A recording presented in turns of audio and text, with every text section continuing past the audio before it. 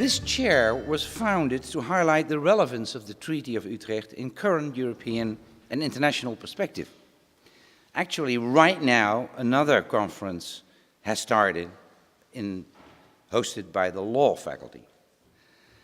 Central in this program were issues linked to the social responsibility of the university in general and of the humanities in particular. Issues such as sustainability, cultural diversity, dialogue, democratic criticism, intellectual inspiration, and cultural diplomacy. The Treaty of Utrecht chair enabled us to bring leading international scholars with a strong interdisciplinary profile to our university. And I'm happy to see that many of them are speaking at this conference, and I warmly welcome them back.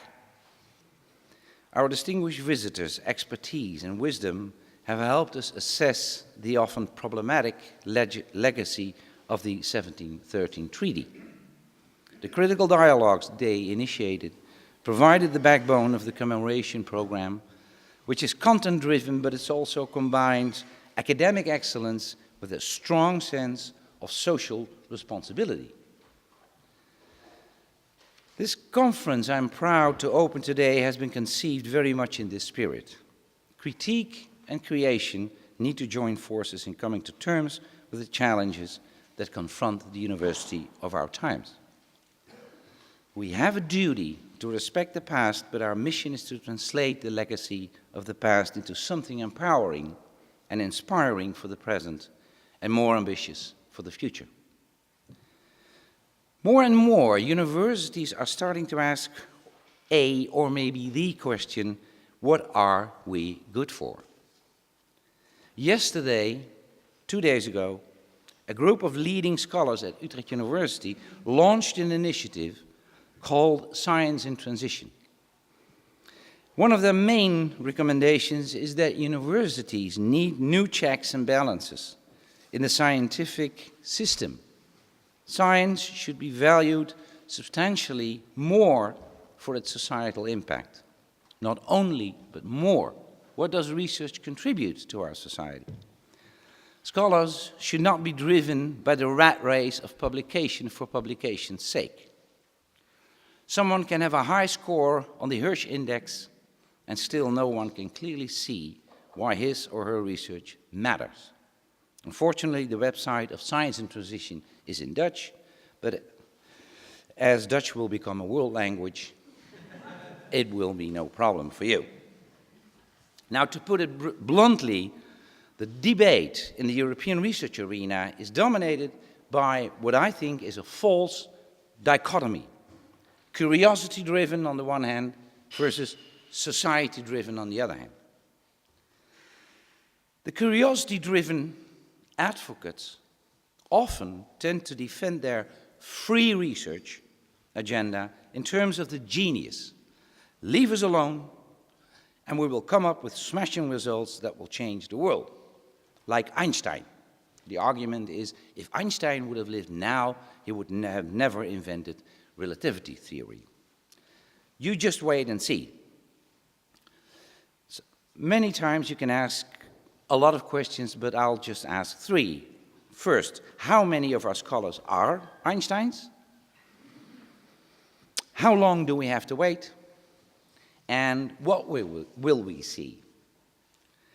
Now, the so-called society-driven research tends to be looked at as a box for all those scholars in the university who do applied research. Still a rather dirty word, but anyone can see that research that is concerned with urgent, pressing matters within our world needs to be driven by curiosity.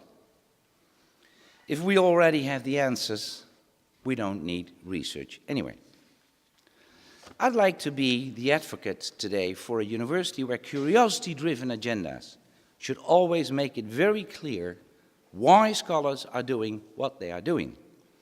If we cannot be transparent about our contribution to society, even if there will be results on the longer term, and even if the results are not clearly defined, the world outside academia will ask the basic question, why should we spend money on research anyway?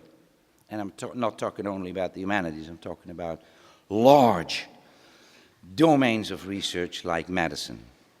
Let's rethink our mission. Let's rethink our inner system. The Center for the Humanities that my faculty proudly hosts has been doing a great job, constantly asking critical questions, linking academia to a bigger and more challenging world than Hirsch indexes. Thanks to Rosi Braidotti, our distinguished university professor, and her excellent team, we have a platform for the future university at present, a critical think tank.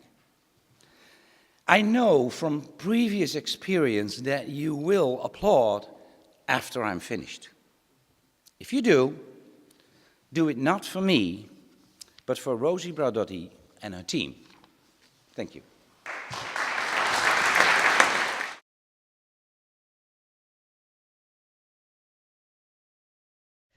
I will briefly outline the aims of this conference, contextualize it a bit, and then introduce the chair for the morning and disappear into the audience. As you've just heard, this is the third in a series of conferences we've organized to commemorate the 1713 Treaty of Utrecht. In April, we had the Edward Said Memorial Conference. In June, the Colonial Legacy, and now the idea of the university. Over 500 people attended the three events combined, and more have followed it and are following it online and through our archived material. Spin-offs include not only edited volumes, special issues, the usual academic output that we are very proud of, but also an art project, Perpetual Peace, about which you will hear more tomorrow, and I salute Greg Lambert, the initiator of that project, was in the audience, and also a full-scale documentary for Dutch television, which is produced by Shanti van Dam, who's probably hiding somewhere in the audience, and Anne-Marie Haukes, who is also hiding somewhere, the manager of the center, whom we will have to thank profusely throughout these proceedings. Designing this program has been a challenge for us, and as the Dean just said, combining a commemorative festival-like approach to issues of content and issues of social responsibility has been really one of the most exciting intellectual journeys I've had the fortune of being involved in. We could not have done it without our visiting professors who returned over the space of 3-4 years. They became permanent features of our landscape. The first and probably the most frequent of our frequent flyers is Paul Gilroy, sitting somewhere in the audience, who has been one of the major thinking agents of this. But Joanna Burke, with her wonderful, very atrociously depressing topics of research, war and rape and poverty and pain, has been quite a force in making us think affirmatively about the challenges of the present. I don't want to mention all the frequent flyers, and I thank you all en bloc. The question for us has been more than ever, how do we respect the past while extracting from it something that we can use for the present? If you're really interested in the historical details of the Treaty of Utrecht, I would advise you to go and visit the exhibition at the Central Museum, curated by this massive organization that took care of the commemoration, led by Peter de Haan, who's sitting in the corner. We owe him all this beautiful cultural material. If you have a minute, the Central Museum exhibition is excellent introduction to the complexity of that treaty. But we are not in the mode of historical faithfulness here. We have a duty to remember, but our desire is to transform the conditions of the past into something that we can apply to the present.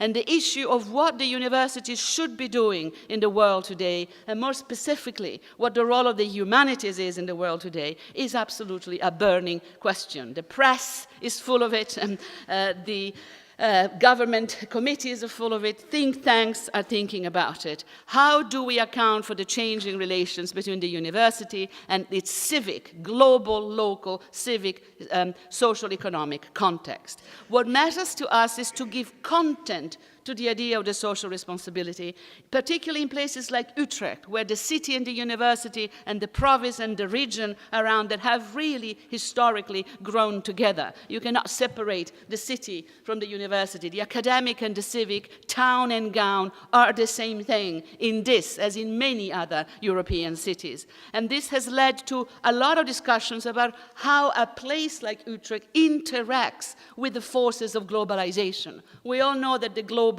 reinvents the local. So how do we combine technological mediation, geopolitical concerns, the decline of the West as a geopolitical force, the rise of global English that nobody understands anymore, a language that is disintegrating even as it becomes the world language. How do we combine cultural diversity with all the complications of that, with a tradition where the universities are essentially pillars of national identities, places where citizenship is forged, defined, discussed, discerning, critical, active citizenship? Is that role still viable today after the decline of the nation states or the reduction of the nation state to a museum of cultural identity and local folklore? How do we recombine the global and the local in places like this wonderful, distinguished old lady that is Utrecht?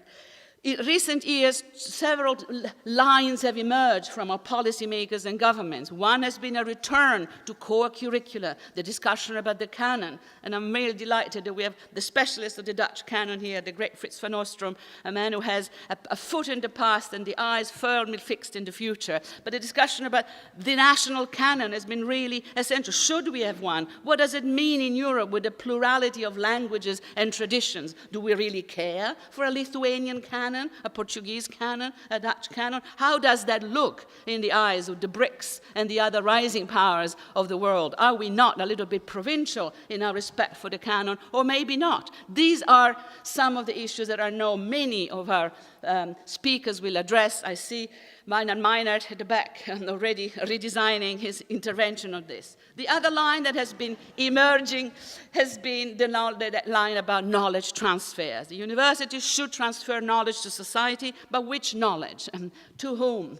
And does society really care for medieval philology, for classical sort of linguistics, for even gender issues? To what an extent should we have content, or can we have content-driven knowledge transfer?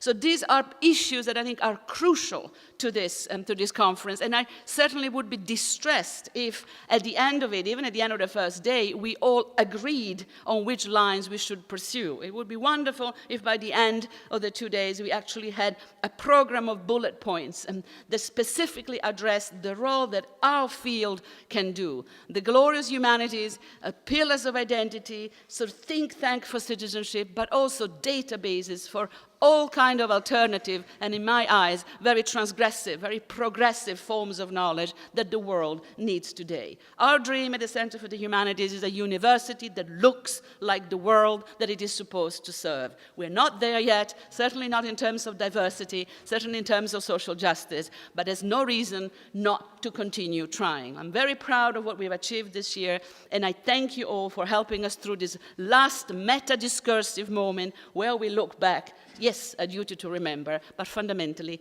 a yearning to transform. Thank you.